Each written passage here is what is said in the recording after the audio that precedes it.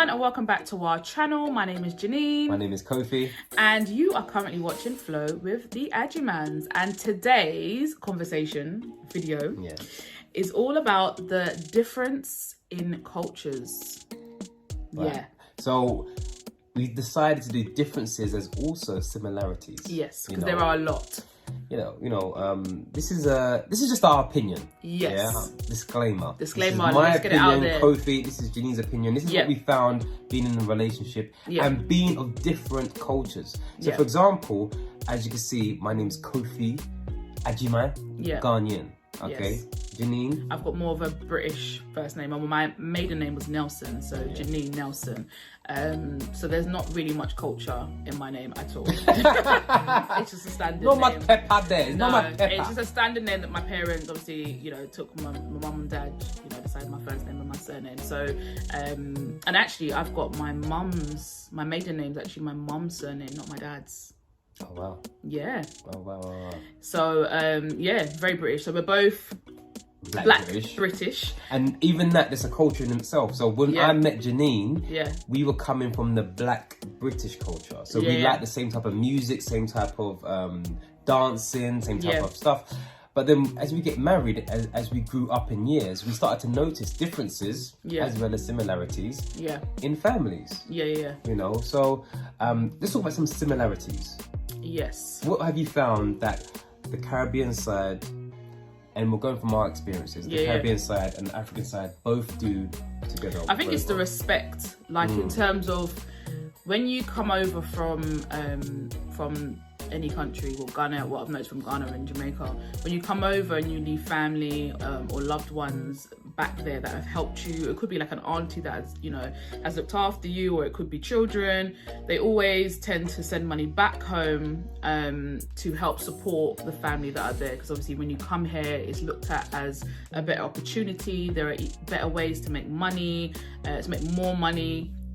So I've noticed that that's very similar, that we in both cultures that's done. Okay, can I be real and honest? Okay, I had a problem with that. Okay, honestly, write in the comments. But I think it's because you didn't really understand it. Yeah, but listen, I still had a problem. I had a problem because obviously being British, I couldn't understand where majority of our money was going back home. Wait, hold on. Is it just me? But is it because though it wasn't explained to you properly? It wasn't. Like, it wasn't explained. It was just told, okay, we're sending back money back home. You need to send this amount of money all the time. Yeah, I think maybe it wasn't explained that, okay, well, this is what happens and this is the reason why we do it, and this is where the money's going. Because if you're not seeing, I think everyone, if you're not seeing where your money's going, and you're living a certain lifestyle here, and you're like, well, we can't do certain things because we're sending money back home. It's like, but why? Do you get what I mean? But when it's explained, and I feel like, I know from my point of view, my parents haven't had that, or I haven't had that type of pressure to have to send money back home, because most of my mum's siblings and my dad's siblings have actually came here or gone to the States, so there wasn't much family left, or there is still family there, but there's no pressure to send it back there because there was pressure. Yeah, there's not that pressure. In my household, there was a lot of pressure to send back money. Yeah. Now, this is the thing. I appreciate, and guys, let's have a discussion. I appreciate, now I'm older, I appreciate doing it. Yeah. But what I couldn't understand is if you haven't got the money yourself, you're still sending money over to someone else, yet you haven't got the money to look after yourself. Yeah. That doesn't make sense to me. Me being a lot more mature, I've always understood it to be, you get yourself to a certain place where you're comfortable, and then you can give. Yeah. Poor, giving money back. Yeah. I think it's just a respect thing. I think it's more so a respect thing. My opinion, guys. Yeah, I think it's a respect thing, and I think that you just have to be, as you said, I think it's being wise, using wisdom and making sure that you've got enough money to live yourself before you're able to send money anywhere else. I think that's what it is. And I think, guys, do you agree with this? Because is it just me and Janine, or is it just but then I also because I think that's definitely a big culture thing from the Ghanaian side. I definitely consider that, and not only obviously Kobe's family, but other families that I've seen and friends that I've spoken to, that's something that happens for them. And but as I said, for me, it's definitely not a thing that I feel like I've had pressure. I know other friends and people that I know do that, but I've never, it's not something that is really a big issue for me personally. Okay, so us being a couple, if I started to say to you, let's send money back home, how would you feel about that? To who? Who are you sending money to? Look at your face. Yeah, who? So I'll be like, sorry? Like, so who's this person? See the truth now. Yeah, the reason why though I would do that is because, as we said, we're British. She was all acting prim and proper just a minute ago, and that's like, to who? For what? But the thing why I'd act like that is because I'd be like, we've been together, 15 years? Yeah. Been married 10 years. Okay, who has invested in your life or in my life that's there for that amount of time that deserves for us to be sending money back there? That's my thought process. If it was like, I don't know, if you had like an older sibling, or if you had an aunt or something that had taken care of you and had helped you come from Ghana. So you're not against it then? I'm not against it. Okay, just making sure. Yeah, I'm not against it, but I do think, if it's called for, you feel like you said, if you've got enough money to live and send as well, then of course do what it's your family at the end of the day. So if you want to support them, I think there's no harm in doing that. Okay, no, just wanted to make sure. Yeah. Okay. No, that's and then let's go on to food, because you're a foodie, you love food, and actually I thought that Kofi really enjoyed just Caribbean food at first. Because the first time he met my mum, he actually came to my house, he said to my mum, "Oh, my name's Kofi and I love food.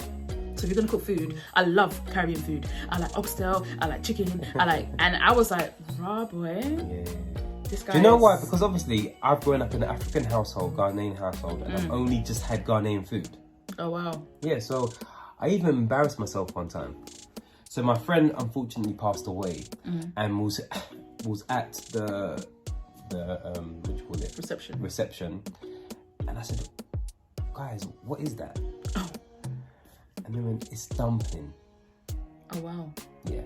And this was when I was 18. So people were laughing.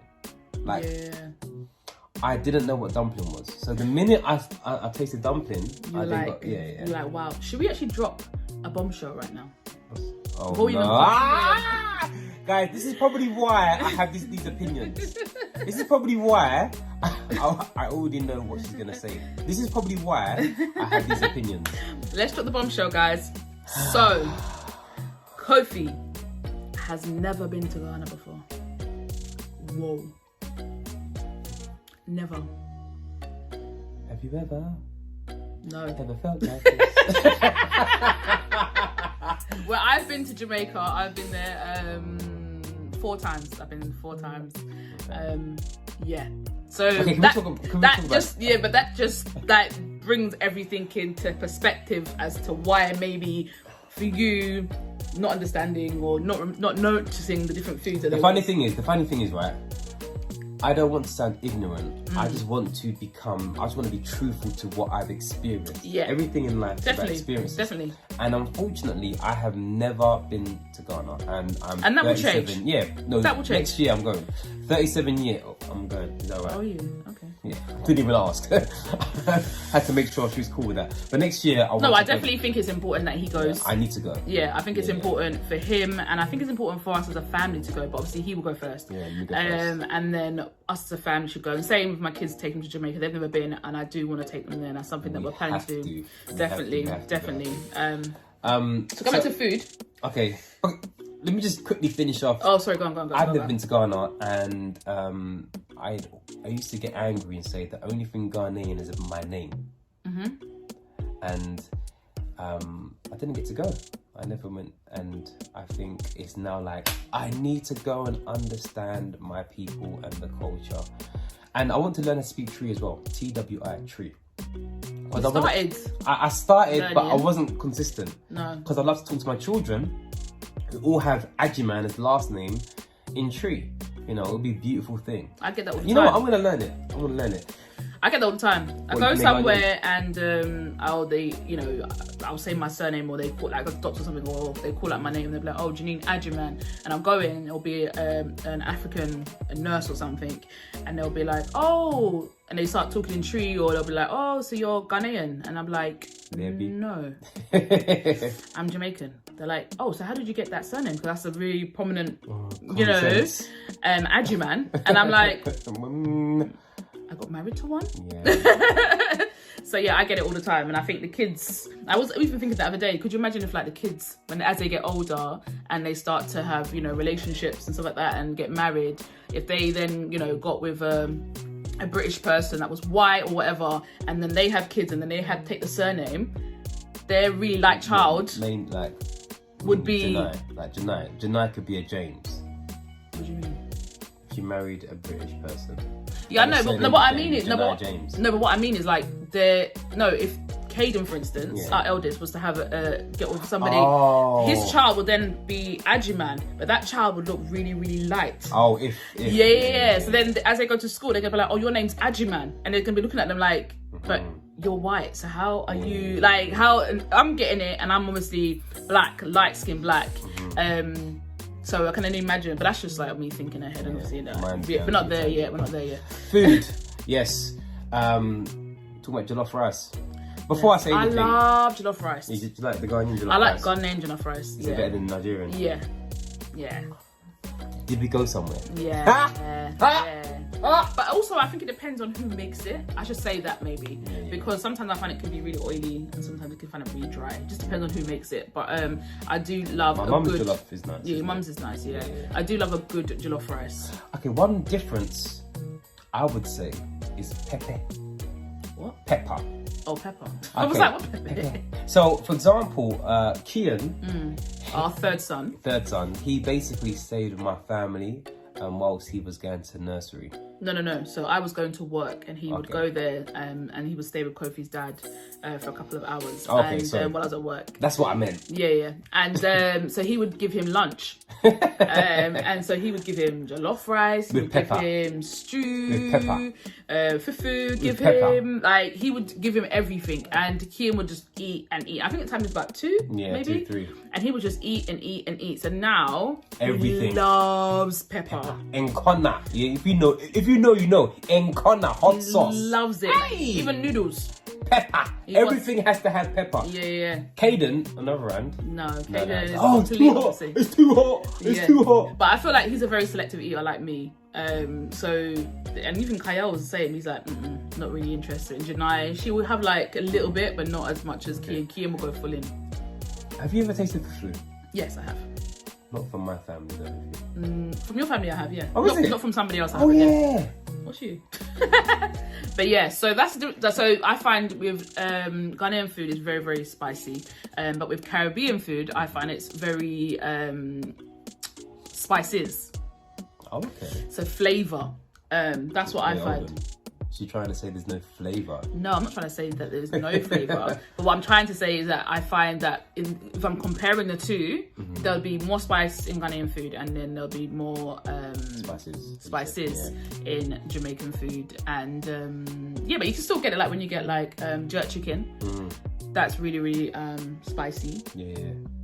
But yeah, I think the foods in general, you know what? One thing I don't like, guys. Rice and peas. I don't like rice and peas. I'm more of a Jamaican than she is. He eats anything. So for him, it's not really a big thing. But I do not like rice and peas. I think it's the peas that I don't mind the rice being cooked with the peas, but then I'll separate the peas from the rice and the taste of it, but not rice and peas together. Yeah, it's just not for me. We got something similar for wache. Yeah, I like actually I do like wache. Yeah. So you just have to. Yeah, again, I think it's who makes it. Yeah, definitely. Who prepares it. So, you know how people make the food is always different. When we had our christening for Caden, we had both foods, Both foods. Which I think it's good, because when you have children, I think it's good that they get to taste both cultures, and it's not just one-sided. Like, they have British food, they have Caribbean food, they have Ghanaian food, because I think it's important for them to know. And also, if we go to visit those countries, they're going to have those type of foods as well as, so they need to get used to it. And I don't really want my children to grow up not having that culture. Like, even though we're British, I still want some type of culture, or them having the understanding of little things, whether it be, you know, the language that is spoken there, they know what it is. That's or why I need to learn. Guys, help me. Little things that, you know, just that they can have that, because I think it's so easy for your children to not have any culture or not have anything from your parents, and then as they get older, it's just kind of just like, I really, really want to get in touch. Like, I think once I go to Ghana, because everyone keeps telling me, once you go Ghana, you don't want to come back, number one. Number two, you can't go just for 7 days. But the funny thing is, me and Janine, the way our minds are laid out, I don't want to be in the country more than 7 days. I get bored. But everyone keeps saying, I think now though, it'd be different. For 4 weeks at minimum. I don't think I can do 4 weeks. But I think if we went without the kids, maybe, and we were just relaxing, because we've been doing a lot recently. There's been a lot going on, and I feel like if we was to go away, even if it was like 2 weeks, we would definitely just enjoy just being. I don't know. I'm still like. Yeah, but I'm like that though. We definitely are like that. We don't really like to be away from home. We're homebodies. We like to be at home, definitely. But yes, that's what little things that we've noticed about both cultures. Obviously, we said disclaimer: don't come at us. It's just our opinion. And what we've noticed. But yeah. Is there anyone else that has a Caribbean background as well as an African background? Or different cultures. If you're British and then you're with a Caribbean person, or if you're Ghanaian and you're with, I don't know, a British person or Asian person. Or Asian or whatever it is. So let us know if you've had a similar experience, because we'd like to know. But I hope you've enjoyed this video, and hopefully we see you next time. Okay. Peace.